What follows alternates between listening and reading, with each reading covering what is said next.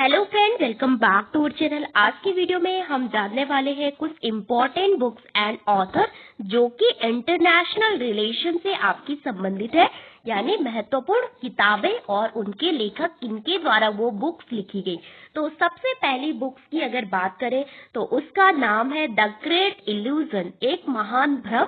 1909 में ये किताब लिखी। किसने लिखी? नॉर्मन एंजल्स ने, जो कि एक आइडियलिस्टिक थिंकर है, यानी एक आदर्शवादी विचारक है। और आदर्शवादियों का आपको पता ही होगा, बोलते हैं कि दुनिया शांति और सहयोग पे आपकी चलती है, उसी पे टिकी हुई है। शांति और सहयोग काफी इम्पोर्टेंट है और नैतिकता काफी इम्पोर्टेंट है। जो अंतर्राष्ट्रीय संबंध है वो नैतिकता पे आपके आधारित होनी चाहिए। तो ये युद्ध को अवॉइड करने की बात करते हैं। बोलते हैं कि युद्ध से जितना हो सके हमको दूर रहना चाहिए, क्योंकि युद्ध जो है आपका विनाश लाता है। तो आदर्शवादियों में आते हैं नॉर्मन एंजल्स। उन्होंने बोला कि द ग्रेट इल्यूजन बुक में, एक महान भ्रम बुक में, कि दुनिया में विषय जो बोलता है कि मैंने वॉर जीत लिया, मैंने ये युद्ध जीत लिया, वो एक भ्रम में जी रहा है, वो इल्यूजन में जी रहा है। क्योंकि वॉर में कोई विक्ट्री आपकी नहीं होती है। युद्ध में कभी कोई विजेता नहीं होता है। युद्ध में आपका सब हारते ही हारते हैं। क्या क्या हारते हैं? हमने बहुत सारी ह्यूमन फोर्स को, बहुत सारे लोगों को खोया है युद्ध लड़ने में। बहुत सारे सैनिक हमारे मारे गए हैं उस युद्ध को लड़ने में, और हमें बहुत सारी मानवता का लॉस हुआ है युद्ध में। इसके अलावा बोलते हैं कि जो पैसा, जो रुपया आपका देश के विकास पे, जो डेवलपमेंट पे लगना था, एजुकेशन पे लगना था, और बहुत सारे निर्माण जो कार्य होते थे उन पे लगना था, वो आपका गोला बारूद खरीदने में नष्ट हो गया। वो पैसा आपका वेस्ट हो गया, वो किसी काम का नहीं रहा। तो युद्ध में हम बहुत सारी चीजें आपकी खोते हैं, इसलिए युद्ध में कभी कोई विजेता नहीं होता है। युद्ध में आपका सब हारते ही हारते हैं। इस कारण से उनको बाद में नोबेल प्राइज भी दिया गया था। किनको? नॉर्मन एंजल्स को। तो ये एक आदर्शवादी थिंकर है। इसके अलावा इंटरनेशनल गवर्नमेंट, ये बुक किसकी है? लियोनार्ड वुल्फ की बुक है, 1916 में इन्होंने लिखी थी। फिर आती है the problem of international peace and security, यानी अंतर्राष्ट्रीय राजनीति में जो शांति है और जो सुरक्षा है, उससे लेकर जो समस्याएं हैं, उस पे बुक किसने लिखी? अल्फ्रेड जिमन ने बुक लिखी 1919 में। फिर आता है द 20 ईयर क्राइसिस। क्या होता है? पहले आता है 1914 से 1918 के जो टाइम पीरियड है, वहां पे जो आदर्शवादी विचारधारा थी वो चल रही थी। जो आदर्शवादी, आपको पता है, बोलते हैं कि सहयोग काफी इम्पोर्टेंट है, शांति काफी इम्पोर्टेंट है, युद्ध से जितना ज्यादा दूर हो, वो दूर रहा जा सके, उतना आपके लिए अच्छा है, क्योंकि युद्ध हमेशा विनाश ही विनाश लाता है।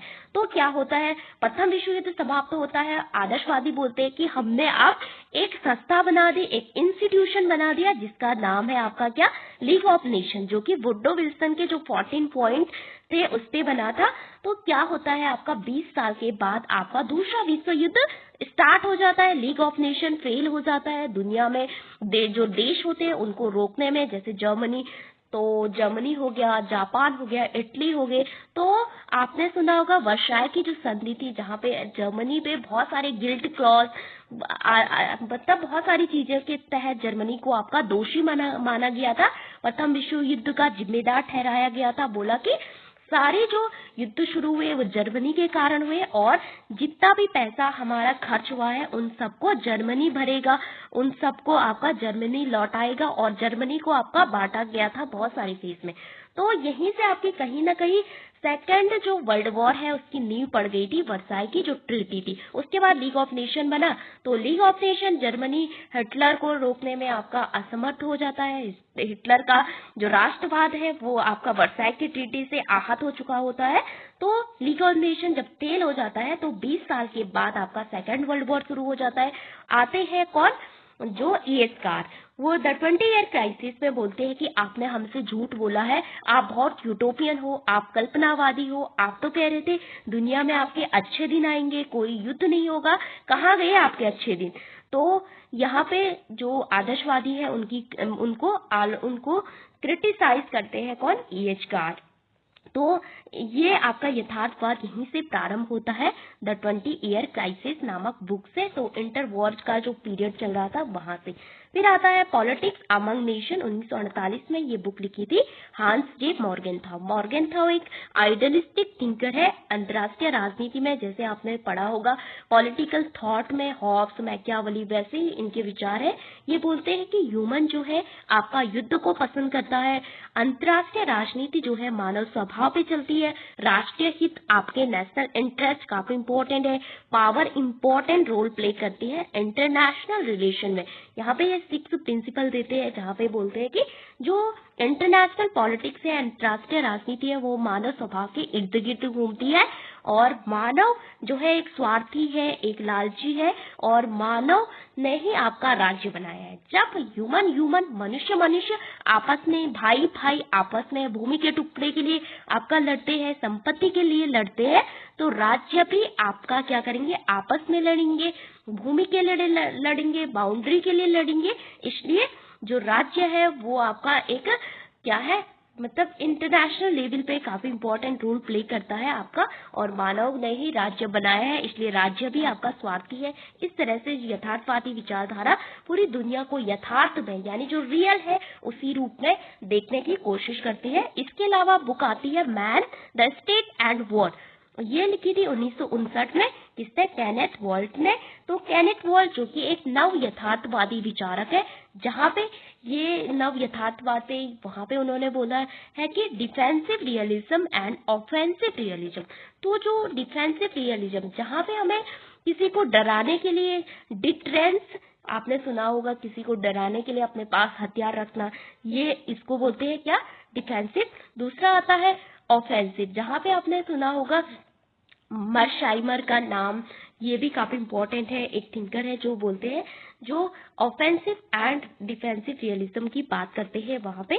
फिर आता है आर्म्स एंड इन्फ्लुएंस, तो यहाँ पे थॉमस सेलिंग की ये बुक है, काफी इंपॉर्टेंट है। इसके अलावा एक और, why nation go to war, ये बुक किसकी है, कि राष्ट्र युद्ध में क्यों जाते हैं, इसे जॉन जी स्टोन जिंगर की बुक है, काफी इंपॉर्टेंट है। इसके अलावा और आती है आपकी डिप्लोमेसी, तो हेनरी किसिंजर जो कि यूएस के सबसे बड़े डिप्लोमेट माने जाते हैं आज तक के।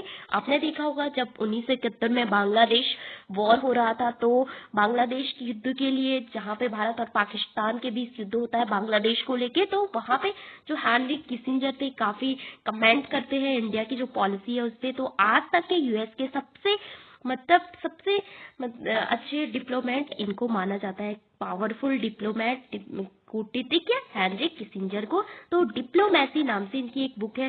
फिर आता है द क्लैश ऑफ सिविलाइजेशन, यानी जो सभ्यता का जो संकट है, वो बुक किसने लिखी, सैमुअल पी हंटिंगटन। तो हंटिंगटन जो कि डेमोक्रेसी से बिलोंग करते हैं, इन्होंने द थर्ड वे डेमोक्रेसी में लोकतंत्रीकरण कैसे आया विभिन्न देशों में, इसके बारे में भी बात की है। फिर आता है the globalisation of world politics, ये उतनी इम्पोर्टेंट नहीं है, जॉन वेस्लिस की बुक है। फिर सिक्योरिटी और न्यू फ्रेमवर्क फॉर एनालिसिस, बैरी बुजान की बुक है। ये बैरी बुजान जो है आपके काफी इम्पोर्टेंट एक थिंकर है, जो कि आपके जो सिक्योरिटी है उससे बिलोंग करती है। इसके अलावा social theory of international politics, जो अलेक्जेंडर वेंट है उनसे बिलोंग करती है, ये भी अराजकतावादी विचारक उनसे बिलोंग करती है, काफी इंपॉर्टेंट बुक है। फिर आता है the tragedy of great power politics, तो ये जॉन मेरशाइमर की बुक है, काफी इंपॉर्टेंट है। इसके अलावा सॉफ्ट पावर, जो कि संस्कृति, कल्चर, खान पान इससे रिलेटेड है, जहाँ पे मिलिट्री इसकी बात नहीं होती है, तो जोसेफ नाई ने कॉन्सेप्ट दिया था आपका सॉफ्ट पावर। इसके अलावा एक हार्ड पावर आती है, आपने सुना स्मार्ट पावर सुना होगा, और फास्ट पावर सुना होगा। तो सॉफ्ट पावर की बात कौन करते हैं, जोसेफ नाई। द फ्यूचर ऑफ पावर, तो ये भी आपकी जोसेफ नाई की बुक है। तो ये कुछ इंपॉर्टेंट बुक है जो कि इंटरनेशनल रिलेशन से आपकी रिलेटेड है। इसके अलावा और देख लेते हैं, तो द ग्रेट इल्यूजन किसकी है, नॉर्मन एंजल्स की है। फिर आता है इंटरनेशनल गवर्नमेंट, 1916 में लियोनार्ड वुल्फ है। The problem of international peace and security किसकी है, अल्फ्रेड जिम्मर की है। The 20 year crisis, E.H. Car की है। पॉलिटिक्स अमंग नेशन किसकी है, हांस जे मॉर्गेनथाउ की है। फिर man the state and war किसकी है, केनेथ वॉल्ट की है, जो कि नव यथार्थवादी थिंकर है। और न्यू रियलिज्म से बिलोंग करते हैं। आर्म्स एंड इन्फ्लुएंस किसकी है? थॉमस शेलिंग की है। ये गेम थ्योरी से बिलोंग करते हैं आपके। फिर है एसेंस ऑफ डिसीजन किसकी है? ये एलिस ग्रैहम एलिसन की बुक है। इसके अलावा द एनार्किकल सोसाइटी किसकी बुक है? हेनरी वुल की बुक है द एनार्किकल सोसाइटी। 1977 में लिखी थी किसने? हेनरी वुल ने। फिर आता है production power and world order किसकी है? रॉबर्ट कॉक्स की है, काफी इंपॉर्टेंट है। इसके अलावा आती है international theory the three tradition किसकी है? मार्टिन वाइट की बुक है, 1991 में लिखी थी। फिर आती है gender and international politics, John वॉकलर की बुक है, काफी इंपॉर्टेंट है। तो ये कुछ इंपॉर्टेंट बुक थी। इसके अलावा और देख लेते। इसके अलावा डेविड एम मैकलन की बुक आती है Dutch elephant dance, contemporary Indian foreign policy पे लिखी है। ये इंटरनेशनल पॉलिटिक्स पे रिलेटेड नहीं है, भारत की विदेश नीति पे लिखी गई है। सी राजा मोहन, आपने सुना होगा, द हिंदू में बहुत सारे आर्टिकल लिखते हैं। तो समुद्र से तो Sino Indian rivalry in the Indo Pacific पे इन्होंने बुक लिखी, काफी इंपॉर्टेंट है। आपकी एस जयशंकर ने आपकी 2 बुक लिखी है, जो कि भारत के विदेश मंत्री है, एक्सटर्नल अफेयर्स मिनिस्टर है। और द इंडिया वे इनकी इंपॉर्टेंट बुक है, जहाँ पे strategy for N uncertain world. तो ये बुक आपके एग्जाम में पूछी गई थी 2025 के यूजीसी नेट दिसंबर में ये पूछी गई थी। एस जयशंकर की book in the India way strategy for an certain world, uncertain world. Okay, the why Bharat matters, ये भी एस जयशंकर की है। इसके अलावा ये इनकी इंपॉर्टेंट बुक हो गई। इसके अलावा कुछ और देख लेते हैं। तो India and Asian Jio politics, India and Asian Jio politics किसकी है? शिव शंकर मेनन की है। Dutch the elephant